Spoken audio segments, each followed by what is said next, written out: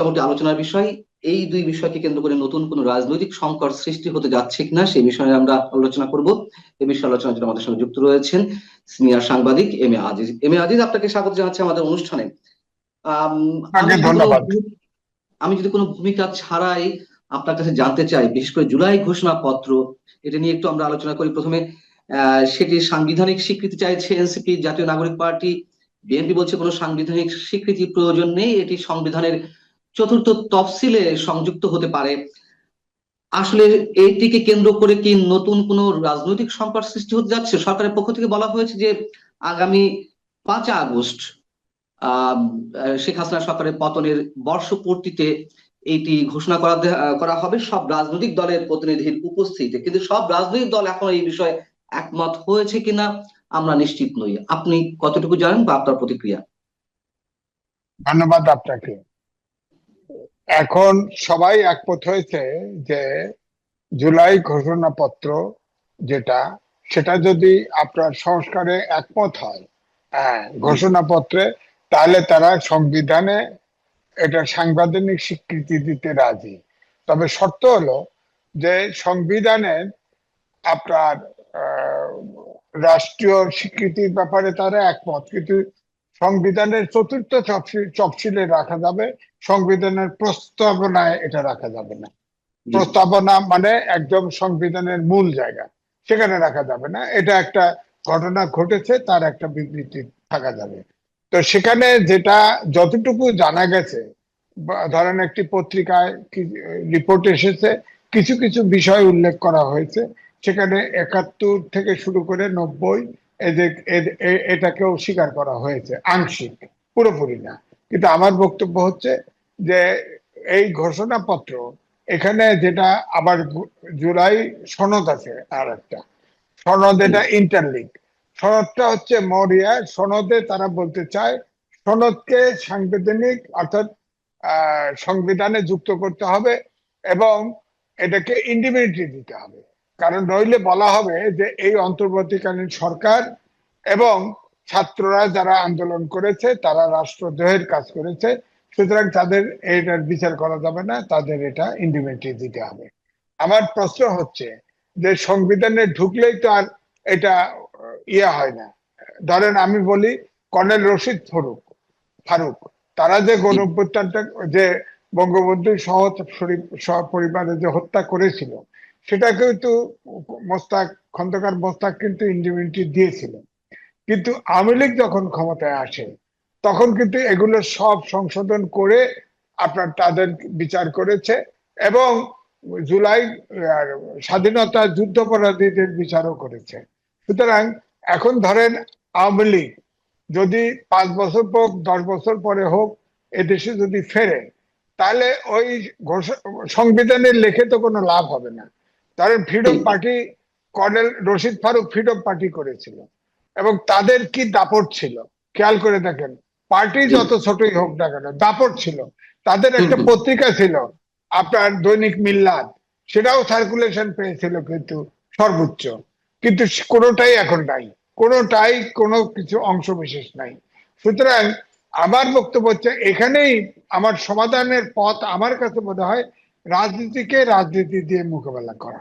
আপনি খেয়াল করে দেখেন, 17 বছর আপনার 111 সরকার সহ 17 বছর এই বিএনপি সহ বিরোধী দলের উপরে যে দমন পীড়ন, নির্যাতন, কেস কানেকশন, গুম খুন, আয়নাঘর চলেছে, কিন্তু একটি নেতা কর্মীও কিন্তু দল বদল করে নেই।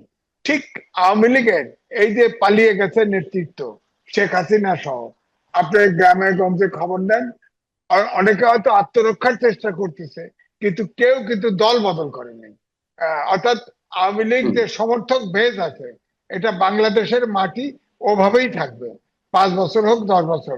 বিএনপি যদি 17 বছর থাকতে পারে, এরাও নাহলে 17 বছর থাকবে, তারপরে তো হুম। বিচার হবে। তো এই জন্যই বলছি এটার সমাধান না। সমাধান হচ্ছে আপনার এনএসএফ এর মতো আচরণ করলে জি। কিন্তু কোনো আইন বা ইন্ডিপেন্ডেন্ট অধ্যাদেশ করে বা আইন করে কোনো লাভ হবে না। আর দুই হলো যে আপনি যখন ইন্ডিপেন্ডেন্ট অধ্যাদেশ জারি করবেন, তখন তো এটা ফাইনালি সংসদে আপনাকে পাশ করতে হবে। সংসদে, এক্স্যাক্টলি। হ্যাঁ, তো সংসদে তো সামনে নির্বাচন হবে, নির্বাচনে যাইতে হবে। তো নির্বাচনে গিয়ে কোন দল ক্ষমতায় আসে তারা এটা যদি সংবিধানে যুক্ত করে, অর্থাৎ পার্লামেন্টের মেজরিটি ভোটে যদি যুক্ত হয়, তাহলে তো আপনি ইন্ডিপেন্ডেন্ট হবে। কিন্তু ইন্ডিপেন্ডেন্টলি দেওয়া এটা কোনো বাঁচার, তারা বলেছে যে এই যদি এই অন্তর্বর্তীকালীন সরকার এবং যে ছাত্ররা, তখন যে বৈষম্য বিরোধী ছাত্ররা ছিল, তাদেরকে রাষ্ট্রদ্রোহ মামলায় তাদের বিচার করা হবে যদি এই সনদ স্বীকৃতি সাংবিধানিক স্বীকৃতি না দেওয়া হয়। তো আমার বক্তব্য হচ্ছে এই সরকার তো এটা প্রজ্ঞাপন জারি করাও সঠিক হবে না, কারণ এই সরকার আপনার এই সংবিধান অনুযায়ী ওত নিয়েছে এবং এই সংবিধানের 106 অনুচ্ছেদ অনুযায়ী সুপ্রিম কোর্টের মতামত নিয়েছে। অর্থাৎ এই সরকার কিন্তু সাংবিধানিক সরকার। হ্যাঁ, হয়তো যদিও অন্তর্বর্তীকালীন সরকার নামে সংবিধানে কিছু নাই, কিন্তু সংবিধানের যে সংস্কার করতেছে এটাই তো তাদের ম্যান্ডেট নাই, কারণ এটা তো সাংবিধানিক সরকার। যাই হোক, তারপরেও আমি বলবো যে সেনানিবাসে আশ্রয় নেওয়া ছিল 626 জন, পরে তো আপনার লিস্ট বার হয়, লিস্ট বেরোলে দেখা যায় সুপ্রিম কোর্টের প্রধান বিচারপতি এবং এবং অ্যাপিলেট ডিভিশনের বিচারপতির নাম বেরোয়েছে, তারাও সেনানিবাসে ছিল। তবু আমরা সেটা ধরতে গেলাম না, কারণ আমাদের রাষ্ট্রপতি তো বলেছেন যে শেখ হাসিনা পদত্যাগ করেছেন আমার কাছে, সে পালিয়ে গেছেন, এবং তিনি বলেছেন যে 106 অনুচ্ছেদে অন্তর্বর্তীকালীন সরকারকে রাষ্ট্র চালানোর বৈধতা দিয়েছে। আমরা এটা বিশ্বাস করি। আবার তিনিও তো মন্তব্য করেছেন তার কাছে কোনো পদত্যাগ পত্র নেই শেখ হাসিনার। সেটা সেটা পরে বলছে আমরা পদত্যাগ পত্র নেই, আমরা সেই ভ্যাকুয়াম তৈরি করতে চাই না। আমার কথা হচ্ছে যে জায়গায় আছে যে বঙ্গভবনে এই বর্তমান সংবিধানকে সমুন্নত রাখার জন্য ওত নিয়েছে, তারা পরতে পরতে এই ওত ভঙ্গ করেছে। সংবিধানের সংস্কার করা মানেই হচ্ছে ওত ভঙ্গ হওয়া। তো ওইটা যদি আপনি ধরতে চান, এই সরকার তো ওত ভঙ্গ করে ফেলাইছে, অন্তর্বর্তীকালীন সরকারের তো ওত নাই, ওত ভঙ্গ করে ফেলছে। সংস্কার কমিশন করতেছে না, সংবিধানের সংস্কার করতেছে না, করলে তো তাদের ওত ভঙ্গ হচ্ছে, অর্থাৎ সরকার নাই। তো ওইটা যদি ধরতে চান, ওত ভঙ্গ হলে তো সরকার থাকে না। যাই হোক, তারপরে আমি বলবো যে জুলাই সনদ এবং জুলাই ঘোষণাপত্র, আপনার জুলাই সনদে যেগুলো আছে, ধরেন এই যে ধরেন মোটামুটি ভাবে 5টা জায়গায় একমত এখনো হয় নাই। প্রধান বিচারপতি কি সিস্টেমে হবে, তিনি কি চিফ অ্যাডভাইজার হবেন কিনা, ওটা তো জুলাই সনদে কথা বলছেন আপনি, যে 5টা বিষয়ে, গুরুত্বপূর্ণ 5টা বিষয়ে ঐকমত্য প্রতিষ্ঠা হয়নি। আমি একটু জুলাই ঘোষণাপত্র আগে শেষ করিনি, আমি জুলাই সনদের দিকে আসছি। তাহলে জুলাই ঘোষণাপত্র সরকারের পক্ষ থেকে বলা হচ্ছে যে জনসম্মুখে মানিক মিয়া এভিনিউতে অনুষ্ঠান করে সব রাজনৈতিক দলের প্রতিনিধির উপস্থিতিতে জুলাই ঘোষণাপত্র ঘোষণা করা হবে। বিএনপি এরই মধ্যে আপত্তি দিয়ে রেখেছে, এরা মানছে না। জাতীয় নাগরিক পার্টি কিংবা জামাতে ইসলামী এখনো পর্যন্ত চুপ রয়েছে। তাহলে এটিকে কেন্দ্র করে কি নতুন কোন রাজনৈতিক সংকট সৃষ্টি হতে যাচ্ছে? আপনার কোন ধরনের আশঙ্কা রয়েছে, নাকি মনে হয় যে না, সব ঠিক হয়ে যাবে, যেহেতু সরকার এখনো বলেনি যে কারা জানে, কারা এর সাথে জড়িত বা কারা উপস্থিত থাকবে? না, এনসিপি তো খুব স্ট্রিক্ট, তারা জুলাই ঘোষণাপত্র এবং ইন্ডিপেন্ডেন্টি না দিলে তারা এই সনদে স্বাক্ষর করবে না, তারা নিজেরা ঘোষণা করবে। ঘোষণা করলে তো এনসিপির হবে ঘোষণা, এটা তো সার্বজনীন হবে না। এবং তারা এটাকে সাংবিধানিক বৈধতা দিতে বলেছে সংবিধানে, এবং তারা এটা যদি সংবিধানে যুক্ত করতে না পারে তাহলে তারা রাষ্ট্রদ্রোহী হিসেবে বিচার হতে পারে। এটা হলো তাদের আশঙ্কা, তাদের নিরাপত্তার জন্য এটা করতে চাচ্ছে। সেখানে তো সবাই একমত হবে তা না। আপনি বলেন তো দেখি, কোথায় ঘোষণাপত্রে ইন্ডিপেন্ডেন্টি দেওয়া হয়েছে? একমাত্র ফ্রিডম পার্টির লোকদেরকে দেওয়া ছাড়া। 52 সালে ইন্ডিপেন্ডেন্টি হয়েছে, 71 সালে ইন্ডিপেন্ডেন্টি হয়েছে, আপনার 90-এ ইন্ডিপেন্ডেন্টি হয়েছে, যত আছে সব কোথাও তো ইন্ডিপেন্ডেন্টি দেওয়া হয়নি। একমাত্র এই 15ই আগস্টের হত্যাকাণ্ডের জন্য যারা ঘটিয়েছিল তারা স্বীকার করেছে এবং তাদের জন্য ইন্ডিপেন্ডেন্টি দেওয়া হয়েছিল। সেটা আওয়ামী লীগ সরকার এসে এটা চেঞ্জ করে কার্যকরী করে দিচ্ছে, ফাঁসি টাসি যা দেওয়া দিয়ে দিচ্ছে। তো আমার বক্তব্য হচ্ছে যে এটা গণঅভ্যুত্থান হয়েছে, গণঅভ্যুত্থানে তো তারা সামনের কাতারে যারা নামও আসছে যে অমক অমককে, এটা আমি পত্রিকায় দেখলাম যে তারা খুব আতঙ্কিত হলে আপনারা তো অনেকেই তো ফৌজদারি আদালতেও জড়িত।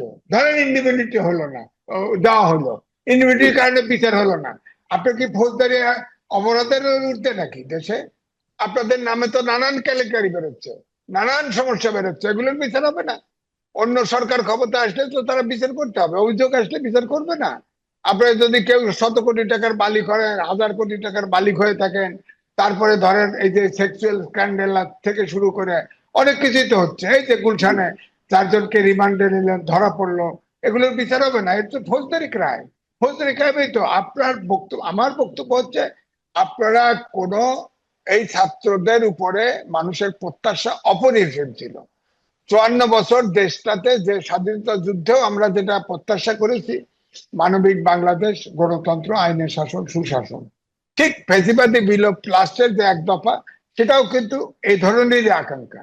তো ওনারা ইতিমধ্যেই আপনি দেখেন 52 সাল থেকে শুরু করে 24 সাল পর্যন্ত সব আন্দোলনের ছাত্ররা নেতৃত্ব দিয়েছে। হ্যাঁ, এবং এবং এই ছাত্ররা কিন্তু, নেতারা কোনোদিন এত বিতর্কিতও হয় নাই, সরকারের অংশীদারও হয়নি। পরে তারা অনেকেই ছাত্ররা জাতীয় সবচেয়ে বড় রাজনীতি। এক্সাম্পল হচ্ছে 90-এর গণ অভ্যুত্থান, সেটিও তো একটি অভ্যুত্থান, এটিও 24-এরটাও অভ্যুত্থান, 90-এরটাও অভ্যুত্থান, সেটির তো কোনো হ্যাঁ, রাষ্ট্রীয় স্বীকৃতি প্রয়োজন পড়েনি।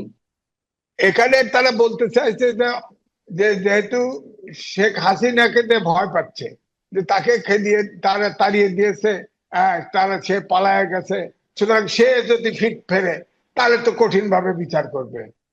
এই ডরে তারা এটাকে ইন্ডিপেন্ডেন্ট চায় এবং তারা সংবিধানে যুক্ত করতে চায়। আমি এইটাই তো বলছি, 90-এর গণ আন্দোলনে 3 জোটের রূপরেখা ছিল, বাস্তবায়ন হয়েছে? হয় নাই তো। কিভাবে দেশ চলবে, কিভাবে রাজনৈতিক নেতারা ব্যবহার করবে, সবই তো ছিল। জামাতকে নেওয়া যাবে না, জাতীয় পার্টিকে নেওয়া যাবে না। এখন তো জাতীয় পার্টি আওয়ামী লীগের সাথেই ছিল, জামাত ইসলাম তো বিএনপির সাথেই ছিল।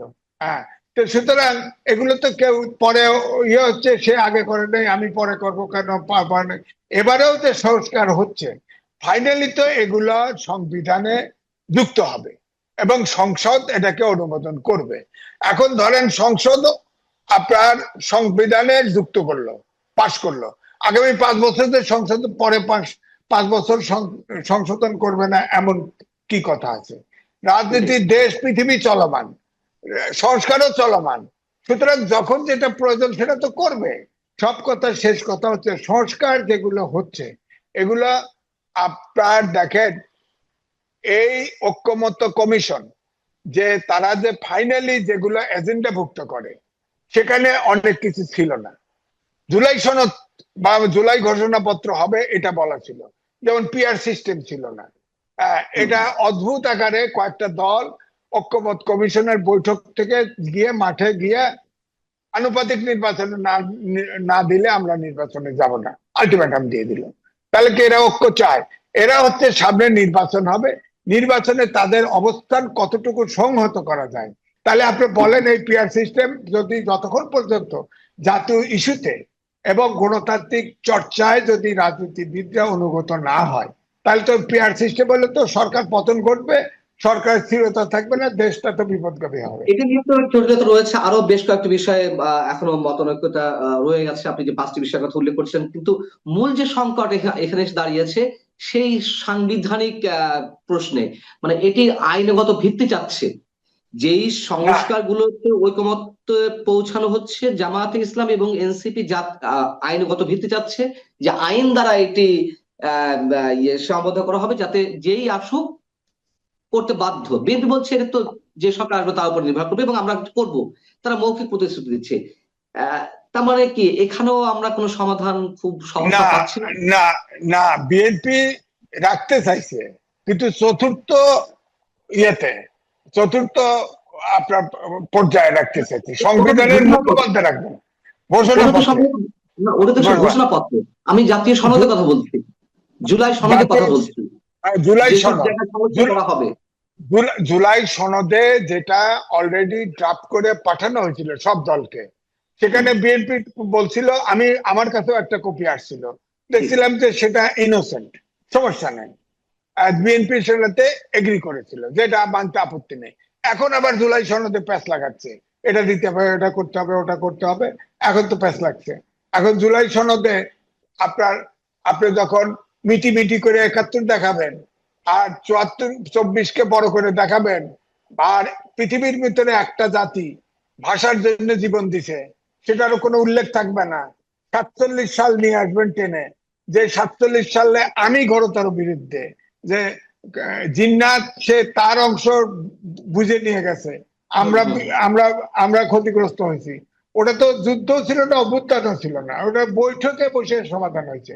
47 সাল তো আমাদের কোনো ইতিহাসের অংশ না। এখন আমরা দ্বিজাতি তত্ত্বের ভিত্তিতে পাকিস্তান এবং ভারত তৈরি হয়েছিল, এটা তো আমাদের ইতিহাসের খুব একটা অংশ না। আমাদের ইতিহাসের মূল অংশ হলো 52 সাল থেকে।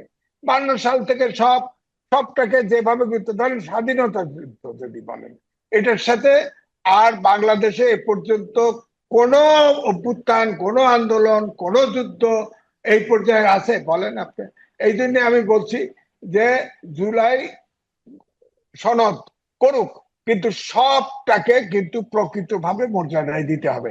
তাতে যদি বিএনপি যদি স্বীকারও করে 71-এর মুক্তিযুদ্ধকে যদি ছোট করে দেখানো হয়, আমরা অন্তত মানব না, কোনো অবস্থাতে কেউ মানব না। কারণ এই যে 30টা দল বসে, মনে হয় যেন জাতির মালিক তারা। আরে দেশের জাতির মালিক হলো জনগণ, দেশের মালিক জনগণ। এটা রাজনৈতিক দলের মাথায় রাখতে হবে। যেটা জনগণ চায় না, জনগণ যেটা চায় না সেটা তাদের করা উচিত হবে না, তাহলে এটা গিলোটিন হবে। কিন্তু এটা একবার না একবার এটার কিন্তু প্রতিবাদের ঝড় উঠবেই। হ্যাঁ, সুতরাং আমি মনে করি হ্যাঁ, সনদ হবে, সব ইস্যুকে সমাধান রেকর্ডে আনতে হবে, এবং যেটা যে গুরুত্ব পাওয়া যায়। আমি মনে করি, পরিষ্কার ভাবে মনে করি, 52 সাল। তাহলে আমি যদি কনক্লুশনে একটা জিনিস আপনার কাছ থেকে যদি পেতে চাই, মানে আপনার মন্তব্য, তাহলে সংকট রয়ে যাচ্ছে বিশেষ করে 5 আগস্ট ঘোষণাপত্র উপস্থাপনকে কেন্দ্র করে, এবং জাতীয় সনদের যে আইনগত ভিত্তি থাকা না থাকা যে দাবি করা হচ্ছে, মানে দুটোই কি আনসার্টেন, যে কোথায় যাচ্ছে আমরা জানি না। এই এই পর্যন্ত আনসার্টেন, এই পর্যন্ত। তবে যেটা জনশ্রুতি আছে, 5 তারিখে, 5ই আগস্টে যেহেতু পরিবর্তন হয়েছিল, প্রধান উপদেষ্টা 5 তারিখে একটা ভাষণ দিতে পারে। সেখানে যদি নির্বাচনের রোড ম্যাপ দেয়, হয়তো অনেক কিছু ছাড় দিবে। কিন্তু আমার মনে হয় ইলেকশনটা তখন যে ডেট দিবে, হয়তো ফেব্রুয়ারিতে ইলেকশন হলেও হতে পারে, এটা 5 তারিখে বোঝা যাবে।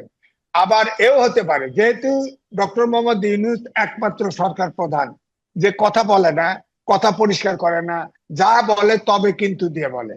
সুতরাং 5 তারিখে যদি তবে কিন্তু দিয়ে বলে, তাহলে এই সংকট দূরীভূত হবে না, এবং বিএনপিও দূরীভূত মাঠে হবে না, নামবে। কিন্তু দূরীভূত হলো না, কিন্তু সংকট কতটা গভীরে নিমজ্জিত হবে কি মনে হয়? খুব জটিল, খুবই জটিল হবে। তখন বিএনপি এবং সমমনা দলগুলো মাঠে নামবে, এবং তখন দেশটা কোন জায়গায় যা দাঁড়াবে, কোন জায়গায় লঙ্গর গড়বে, এটা আমার কনক্লুশন। তাহলে আমাকে অ্যাস্ট্রোলজার হতে হবে। ডক্টর মোহাম্মদ ইউনূস যদি বিদায়ের, আমার মনে হয় বিদায়ের এটি উপযুক্ত সময়, যদি উনি শান্তিপূর্ণভাবে বিদায় নিতে চান, সম্মান বাঁচিয়ে বিদায় নিতে চান, তিনি আন্তর্জাতিক খ্যাতি সম্পন্ন, এই 5 তারিখেই তিনি ইলেকশনের ঘোষণা দিয়ে দিবেন। আর না হলে তিনিও কিন্তু সম্মান নিয়ে যেতে পারবেন বলে মনে হয় না, এবং এই দেশও গভীর সংকটে পড়বে, এটা আমার ধারণা।